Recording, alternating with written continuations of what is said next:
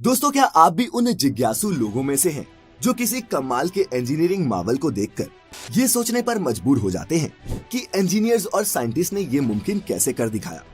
अगर हाँ, तो पानी पर बने ये शानदार पुल तो आपका ध्यान पक्का ही खींचते होंगे। कभी नदी पर तो कभी समुद्र के बीच कैसे सैकड़ों चैलेंजेस से पार पाकर इन नायाब विशालकाय पुलों को बनाया जाता है, जानेंगे मिलकर आज की इस खास वीडियो में। नमस्कार और स्वागत है आपका द मिस्टिका लैंड पर एक बार फिर।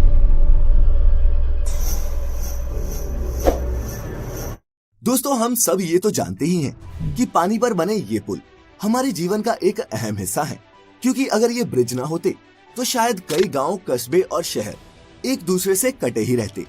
इन ब्रिजेस की मदद से हम पानी के ऊपर से निकलकर अपना समय और ईंधन दोनों ही बचा लेते हैं।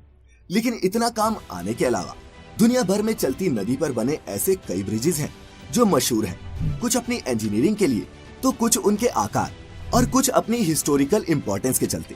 इंजीनियरिंग डिजाइन के आधार पर पानी पर बनने वाले ये पुल कई तरह के हो सकते हैं। किसी भी ब्रिज का निर्माण जगह के आधार पर किया जाता है। एक प्रकार का ब्रिज सभी जगह बनाना संभव नहीं, इसीलिए ब्रिज भी जगह के आधार पर ही बनाए जाते हैं। Beam bridge, suspension bridge, arch bridge आदि ये कुछ टाइप्स हैं पानी पर बनने वाले इन पुलों के। कोई भी पुल तब तक भार सहन कर सकता है जब तक उस पर पड़ने वाला भार डायरेक्ट या फिर इनडायरेक्ट तरीके से जमीन में ट्रांसफर होता रहे। एक ब्रिज पर लाखों टन का भार हो सकता है, लेकिन वह फिर भी मजबूती से खड़ा रहता है, क्योंकि सारा भार खंभों पर टिका होता है और खंभों से होता हुआ जमीन में चला जाता है, जिससे ब्रिज को कोई नुकसान नहीं होता। लेकिन दोस्तों, पानी पर बनने वाले किसी भी ब्रिज की सबसे बड़ी चुनौतियों में उसकी फाउंडेशन बनाना ही होता है, और पानी जितना गहरा हो, ये चैलेंज भी उतना ही बड़ा होता है। फाउंडेशन मजबूत होना बहुत ज्यादा जरूरी है, क्योंकि आखिर ये पिलर्स ही तो होते हैं जिनके दम पर इस ब्रिज को स्थिर रखा जाता है। तो कैसे की जाती है इस फाउंडेशन को बनाने की शुरुआत, आइए समझते हैं। तेज बहाव वाले नदियों के ऊपर पिलर खड़ा करने के लिए इंजीनियर सबसे पहले एक स्ट्रक्चर बनाते हैं, और उसको बनाते समय पानी की अधिकतम और न्यूनतम गहराई, पानी के बहाव की गति, पानी के नीचे की मिट्टी, पुल का भार, पुल पर चलने वाले वाहनों का भार आदि बारीक से बारीक चीजों का हिसाब रखा जाता है। इसके बाद पुल की नींव का प्रकार तय किया जाता है, जिसके हिसाब से नींव बनाई जाती है। इस नींव को कॉफर डैम कहते हैं। पिलर बनाने के तरीके के हिसाब से कभी कॉफर डैम का स्ट्रक्चर सर्कल में होता है तो कभी स्क्वायर में। अब सवाल ये है कि आखिर ये कॉफर डैम बनता कैसे है। कॉफर डैम को बनाने के लिए स्टील के लंबे लंबे पीसेस एक स्ट्रक्चर पर फिट किए जाते हैं, जिसमें इन्हें सर्कल या फिर एक स्क्वायर शेप दी जाती है, और जब ये बनकर तैयार हो जाते हैं तब इन्हें पानी के अंदर डाल दिया जाता है। दोस्तों, इस स्टील के स्ट्रक्चर को मशीन की मदद से धीरे धीरे पूरी एहतियात से पानी के अंदर डाला जाता है, ताकि ये उसमें अच्छी तरह से सेट हो जाए। इसके बाद मोटर और पंप के जरिए इस पूरे स्ट्रक्चर के अंदर के पानी को बाहर निकाल दिया जाता है, जिस वजह से यहाँ पर एक सूखी खाली जगह बन जाती है। इसी सूखी खाली जगह पर फिर पिलर बनाने का काम शुरू किया जाता है, जहाँ कई सारे वर्कर लगकर इस जगह पिलर बनाते हैं। हालांकि हर जगह इस तरह से काम नहीं किया जा सकता। अगर पानी बहुत गहरा हो तो ज्यादा गहरे पानी में ये कॉफर डैम बनाकर नहीं डाल सकते। जैसे समुद्र में बीम बनाने के लिए समुद्र के तल में सबसे पहले कोई ठोस जगह देखते हैं, उसकी गहराई मापते हैं। इसके बाद उस जगह पर बड़ी बड़ी मशीनों के द्वारा खड्डा किया जाता है, जैसे बोरवेल बनाते समय करते हैं। फिर उस बोरवेल में स्टील या फिर लोहे के मोटे पाइप डाले जाते हैं। फिर पाइप के अंदर का सारा पानी बाहर निकाला जाता है, जिसके बाद उस पाइप में सीमेंट और कंक्रीट का मिक्सचर भरा जाता है।